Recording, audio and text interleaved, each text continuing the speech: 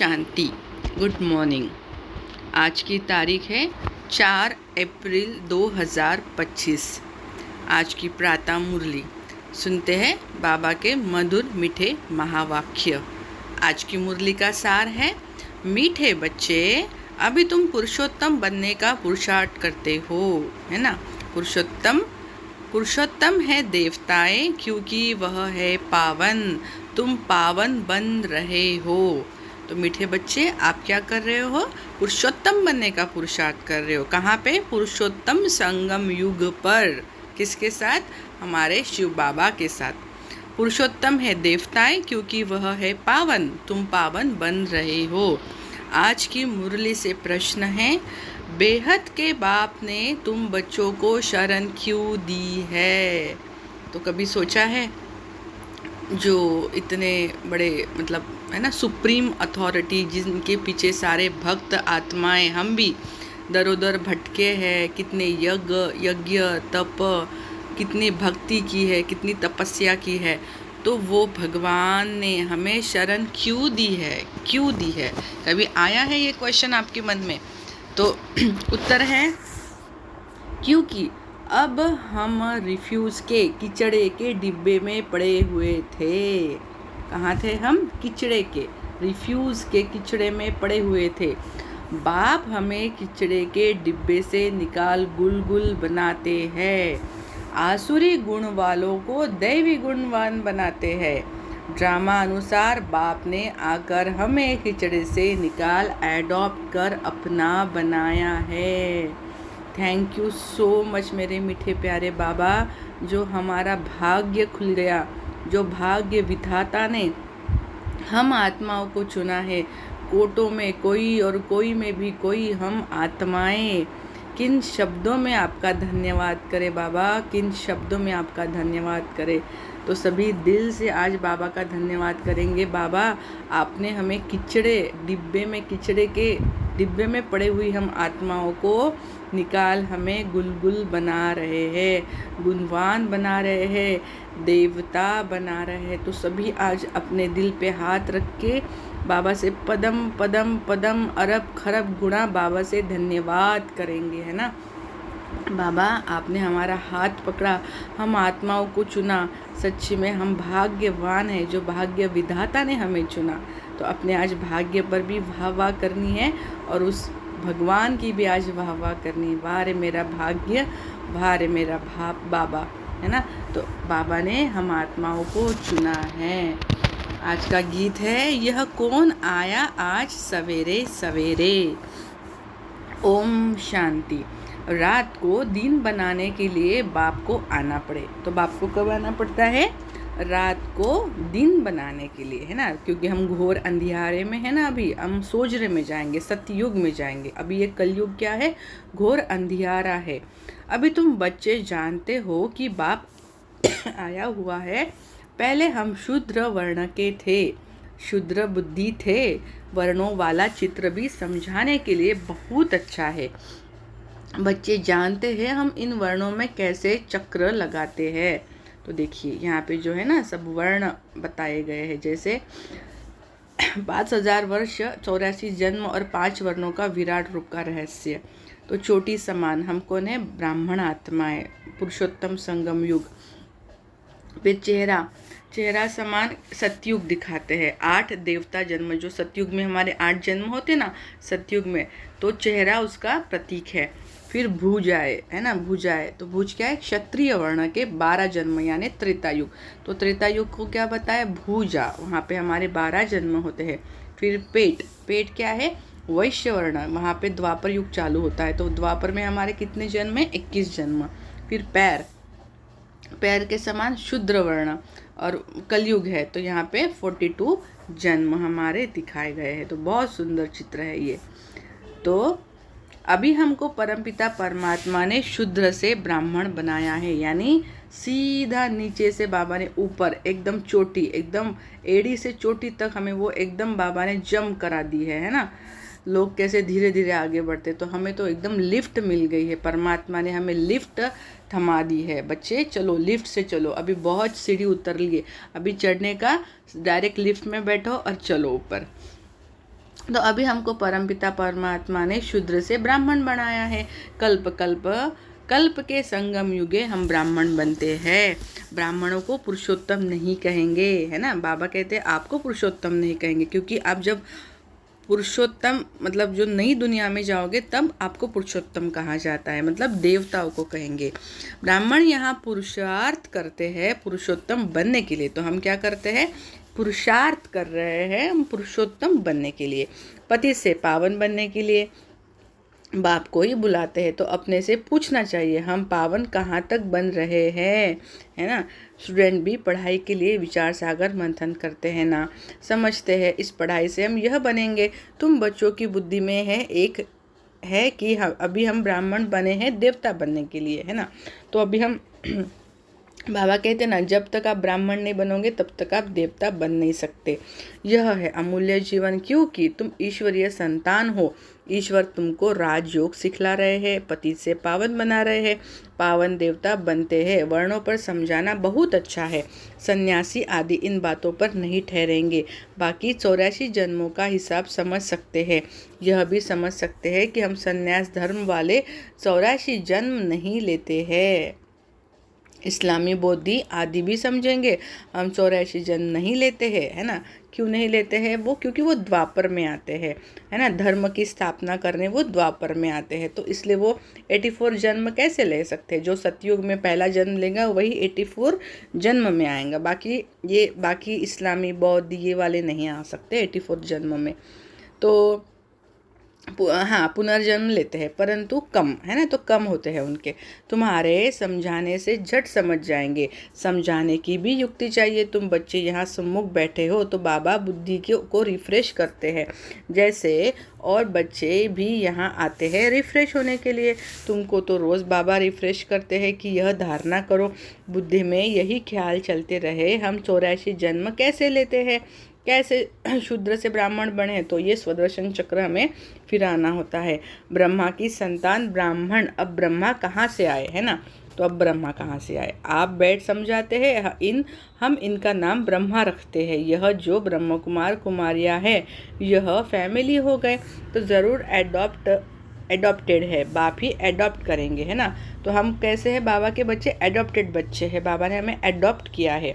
हम किसी के मतलब हमारा मुख वंशावली गायन है ना, हम ब्राह्मणों का, हम कोख से जन्मे हुए नहीं, हम ब्रह्मा बाबा के मुख से हमारा जन्म हुआ है, मतलब हम ब्रह्मा मुख वंशावली ब्राह्मण हैं।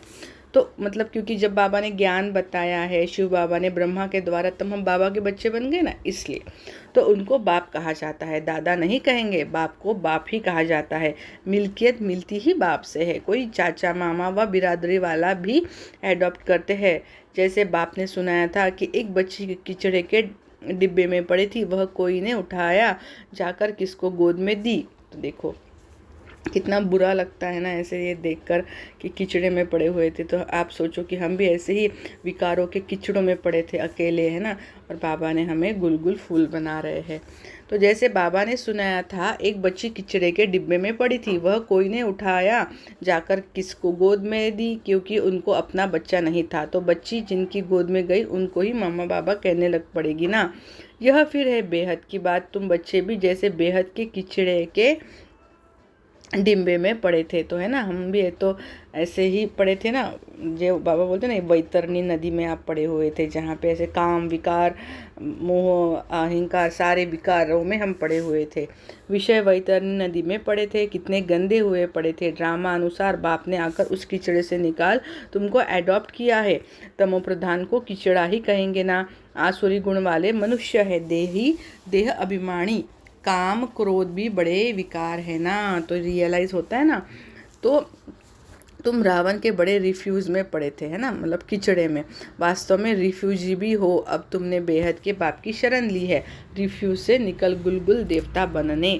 इस समय सारी दुनिया रिफ्यूज के बड़े डिब्बे में पड़ी है। तो बाबा क्या कहते, सारी दुनिया काम विकार में, सारा क्रोध मोह माया में पड़ी हुई है, पांचों विकारों में पड़ी है। बाप आकर तुम बच्चों को खिचड़े से निकाल अपना बनाते हैं। तो थैंक यू सो मच मेरे मीठे प्यारे बाबा। परंतु खिचड़े के रहने वाले ऐसे हीरे हुए हैं, है ना।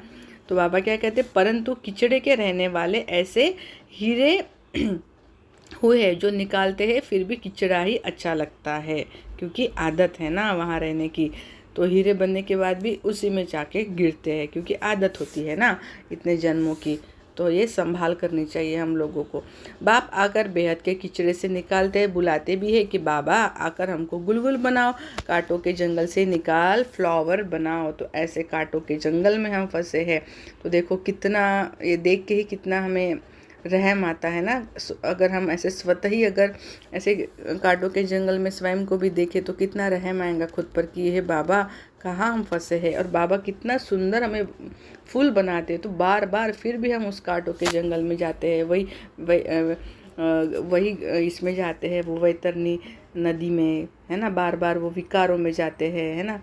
तो बाबा बोलते हैं कि क्यों ऐसे करते हो बच्चे, मैं तुम्हें इतना गुलगुल फूल बनाता हूँ, फिर भी आपको वो रावण वाली दुनिया क्यों पसंद है, वो कांटों का जंगल आपको क्यों पसंद है। तो खुदाई बगीचे में बिठाओ, है ना। अब आसुरों के जंगल में पड़े हैं, बाप तुम बच्चों को गार्डन में ले चलते हैं। शूद्र से ब्राह्मण बने हैं, फिर देवता बनेंगे, यह देवताओं की राजधानी है। ब्राह्मणों की राजाई है नहीं, बल पांडव नाम है, परंतु पांडवों को राजाई नहीं है। राजाई प्राप्त करने के लिए बाप के साथ बैठे हैं।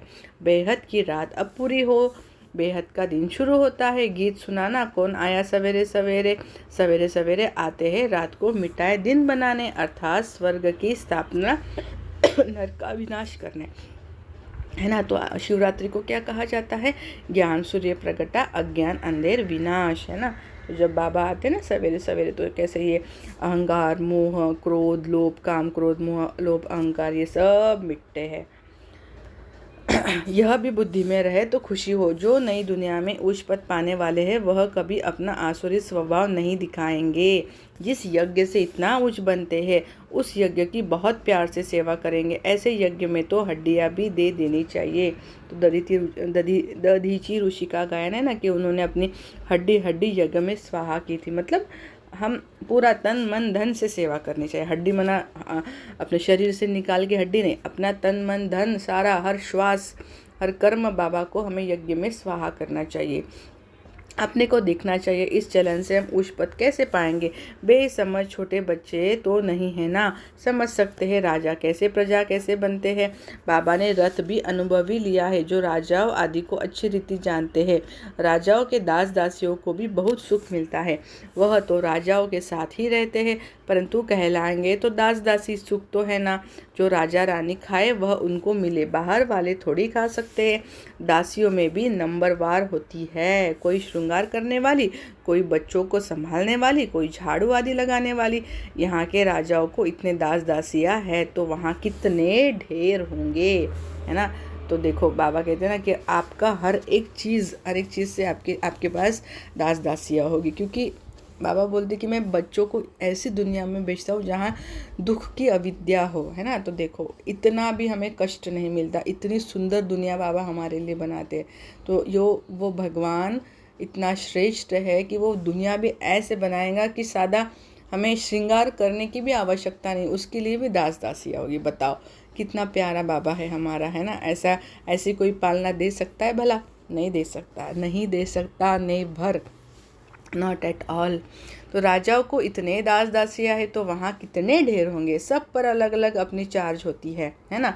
तो रहने का स्थान अलग होता है, वो भी उनके भी महल होते हैं। इतने हम बड़े बड़े होते तो उनके भी महल होते, दास दासियों की भी महल होते, है ना। तो वह कोई राजा रानी जैसे सजाया हुआ नहीं होगा, जैसे सर्वेंट क्वार्टर्स होते हैं ना, अंदर आएंगे ज़रूर परंतु रहते सर्वेंट क्वार्टर्स में हैं।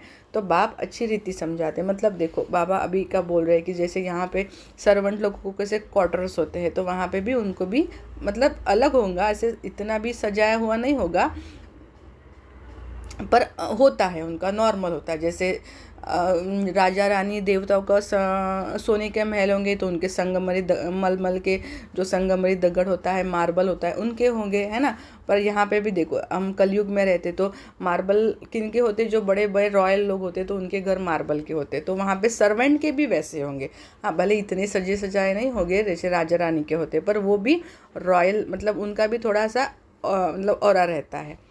तो अंदर आएंगे ज़रूर, परंतु रहते सर्वेंट क्वार्टर्स में। तो बाप अच्छी रीति समझाते हैं, अपने पर रहम करो, हम ऊंचे थे ऊंचे बने, हम अभी शूद्र से ब्राह्मण बने हैं, ओहो सौभाग्य, फिर देवता बनेंगे। यह संगम युग बहुत कल्याणकारी है, तुम्हारी हर बात में कल्याण भरा हुआ है।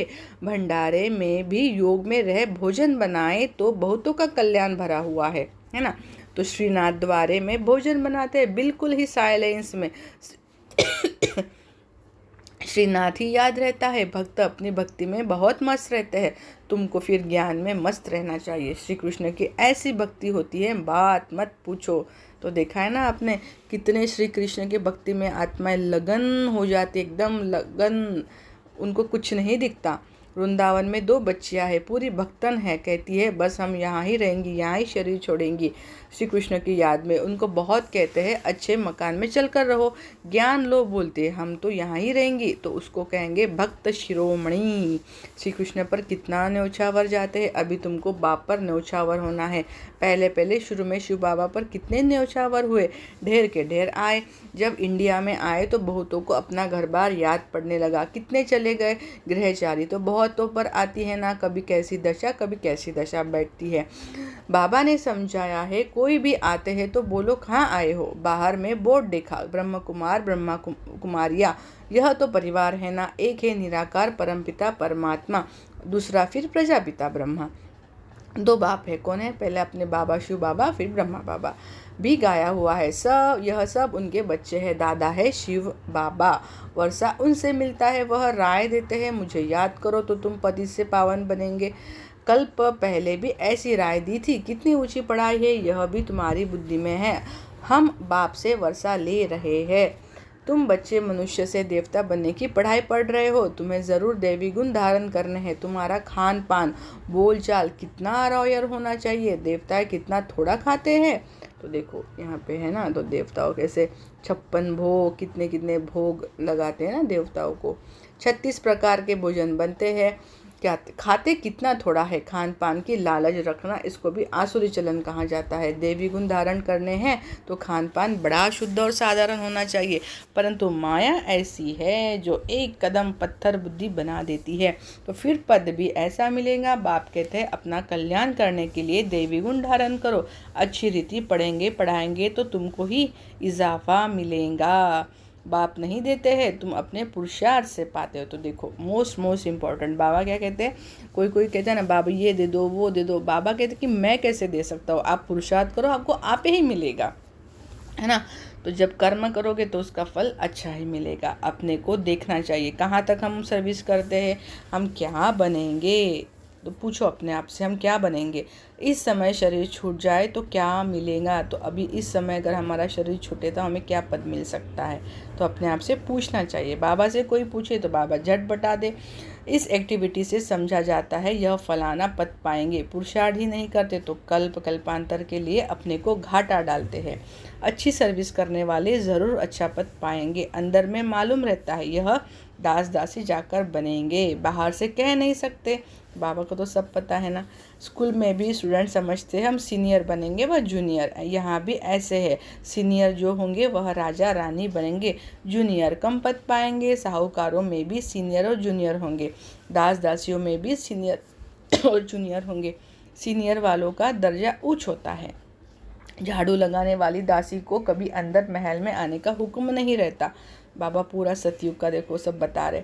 इन सब बातों को तुम बच्चे अच्छी रीति समझ सकते हो, पिछाड़ी में और भी समझते जाएंगे। उच्च बनाने वालों का फिर रिगार्ड भी रखना होता है। देखो कुमार का है, वह सीनियर है तो रिगार्ड रखना चाहिए। तो दादी प्रकाश मणि जी को बाबा कुमार का कहते थे, तो उनका रिगार्ड, बाबा कहते कि उनका रिगार्ड रखना चाहिए क्योंकि सीनियर है ना यज्ञ में। बाप बच्चों का ध्यान खिंचवाते हैं, जो बच्चे महारथी है उनका रिगार्ड रखो। रिगार्ड नहीं रखते तो अपने ऊपर पाप का बोझा चढ़ाते हैं। तो समझा, पॉइंट टू बी नोटेड। जो हम महारथी है उनका हमें रिगार्ड रखना चाहिए। यह सब बातें बाप ध्यान में देते हैं, बड़ी खबरदारी चाहिए। नंबरवार किसका रिगार्ड कैसे रखना चाहिए, बाबा तो हर एक को जानते हैं ना, किसको कहे तो ट्रेटर बनने में देरी न करे। फिर कुमारियों माताओं आदि पर भी बंधन आ जाते हैं, सितम सहन करने पड़ते हैं। बहुत करके माताएं ही लिखती है बाबा हमको यह बहुत तंग करते हैं, हम क्या करें। अरे तुम कोई जानवर थोड़ी हो जो ज़बरदस्ती करेंगे, अंदर में दिल है तब पूछती हो क्या करूँ, इसमें तो पूछने की बात नहीं है। आत्मा अपना मित्र है, अपना ही शत्रु है, जो चाहे सो करे, पूछना माना दिल है, मुख्य बात है। तो है ना, यहाँ पे है देखो अध्याय 6 में कि अपने द्वारा अपना संसार समुद्र से उद्धार करे और अपने को ही अधोगति में न डाले, क्योंकि यह मनुष्य आप ही तो अपना मित्र है और आप ही अपना शत्रु है ना। तो गीता में भी लिखा हुआ है। पूछना माना दिल है, मुख्य बात है याद की, याद से ही तुम पावन बनते हो। यह लक्ष्मी नारायण नंबर 1 पावन है ना। मम्मा कितनी सर्विस करती थी, ऐसा तो कोई कह नहीं सके, हम मम्मा से भी होशियार है। मम्मा ज्ञान में सबसे तीखी थी, योग की कमी बहुतों में है, याद में रह नहीं सकते हैं। तो बाबा ने भी कल 4 सब्जेक्ट के बारे में बताया था ना, ज्ञान और योग सब बैलेंस रखना है ना। आज बाबा बोल रहे कि योग की कमी बहुतों में है, याद में रह नहीं सकते हैं, याद नहीं करेंगे तो विकर्म विनाश कैसे होंगे। लॉ कहता है पिछाड़े में याद में ही शरीर छोड़ना है, शिव बाबा की याद में ही प्राण तन से निकले, एक बाप के सिवाय और कोई याद न आए, कहाँ भी आसक्ति न हो, यह प्रैक्टिस करनी होती है। हम अशरीरी आए थे, फिर अशरीरी होकर जाना है। बच्चों को बार बार समझाते रहते हैं, बहुत मीठा बनना है, बहुत मीठा बनना है। देवी गुण भी होने चाहिए, देह अभिमान का भूत होता है ना, अपने पर बहुत ध्यान रखना है, बहुत प्यार से चलना है। बाप को याद करो और चक्रों को याद करो। चक्र का राज किसको समझाया तो भी वंडर खाएंगे। 84 जन्मों की ही किसको याद नहीं रहती है, तो 84 लाख फिर कैसे कोई याद कर सके। तो है ना वंडर। देखो 84 जन्म भी किसको याद नहीं रहते, तो ये 84 लाख जन्म कैसे याद कर सकेंगे, पॉसिबल ही नहीं है। ख्याल में भी आ ना सके, इस चक्र को ही बुद्धि में याद रखो तो भी अहो सौभाग्य। अभी यह नाटक पूरा होता है तो याद रहे, ड्रामा टिक टिक टिक टिक पीछे बैकग्राउंड में चल रहा है। पुरानी दुनिया से वैराग्य होना चाहिए, बुद्धि योग शांतिधाम सुखधाम में रहे।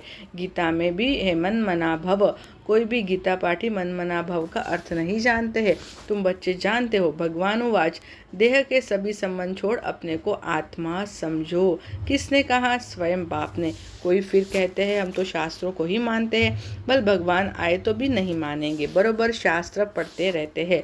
भगवान आए हैं, राजयोग सिखला रहे हैं, स्थापना हो रही है, यह शास्त्र आदि सब है ही भक्ति मार्ग है। भगवान का निश्चय हो तो वर्षा लेने लग पड़े, फिर भक्ति भी उठ जाए, परंतु जब निश्चय होना। अच्छा, मीठे मीठे सिकलदे बच्चों प्रति बात पिता बाप दादा का याद प्यार और गुड मॉर्निंग। रूहानी बाप की रूहानी बच्चों को नमस्ते। हम रूहानी बच्चों की रूहानी माता पिता बाप दादा को याद प्यार गुड मॉर्निंग और नमस्ते। धारणा के लिए मुख्य सार है, पहला, देवता बनने के लिए बहुत रॉयल संस्कार धारण करने हैं। खान पान बहुत शुद्ध और साधारण रखना है, लालच नहीं करना है, अपना कल्याण करने के लिए दैवी गुण धारण करने हैं।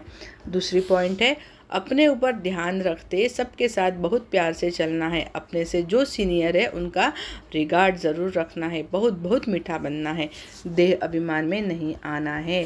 आज प्यारे बाबा का मीठा वरदान है, बीती हुई बातों को रहमदिल बन समाने वाले शुभ चिंतक भव। बीती हुई बातों को रहमदिल बन समाने वाले शुभ चिंतक भव। विस्तार है, यदि किसी की बीती हुई कमजोरी की बातें कोई सुनाए तो शुभ भावना से किनारा कर लो। व्यर्थ चिंतन या कमजोरी की बातें आपस में नहीं चलनी चाहिए।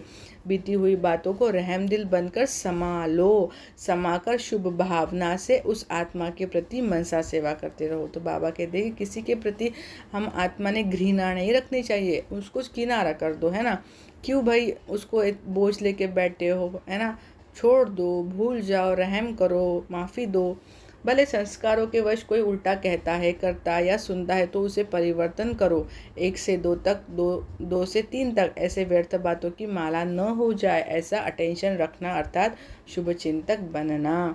आज का स्लोगन है, संतुष्ट मनी बनो तो प्रभु प्रिय, लोकप्रिय और स्वयं प्रिय बन जाएंगे।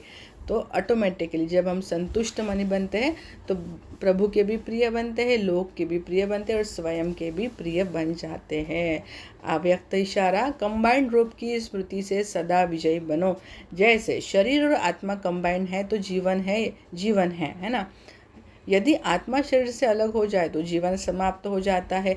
ऐसे कर्मयोगी जीवन अर्थात कर्म योग के बिना नहीं, योग कर्म के बिना नहीं, सदा कंबाइन हो तो सफलता मिलती रहेंगी। तो ये दिखाया ना कि अगर यहाँ आत्मा और ये नहीं तो ये होएगा कंबाइन नहीं ना। अच्छा, ओम शांति।